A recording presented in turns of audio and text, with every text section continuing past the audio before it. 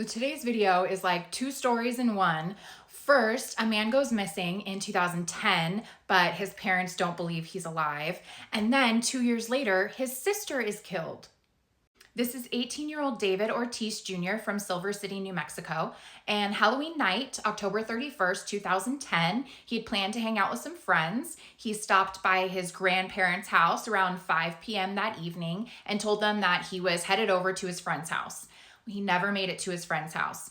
A cousin who worked at a Snappy Mart said that David stopped in around 9 p.m. to get some cigarettes, and then that was the last time he's reported being seen, ever.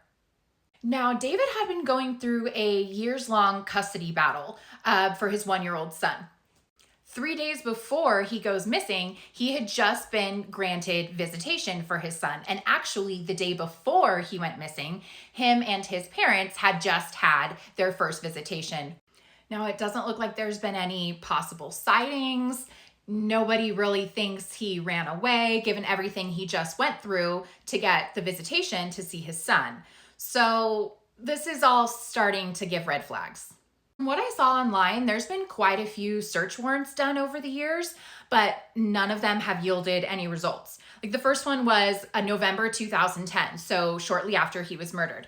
That was for a house, nothing. April 2011 for a nearby landfill, nothing. 2012, there was 2 search warrants for 2 more houses, nothing. 2017, nothing. 2020, nothing. So those are quite a few search warrants that police have been following up on. So I read online that his family does not believe he is still alive. I don't know if they believe it has something to do with the custody battle or what their theory is. But tragedy would happen again for this poor family only 2 years later.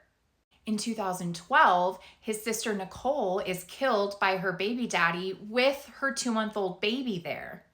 So the baby daddy story is that they were drinking and that they were arguing over some beans.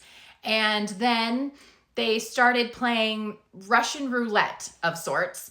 And he tried to take the gun away from her and the gun went off. Now the baby daddy was arrested in 2021. But David's case still remains unsolved, and he is still technically a missing person. I believe there's still a reward if you leave a tip through Crime Stoppers.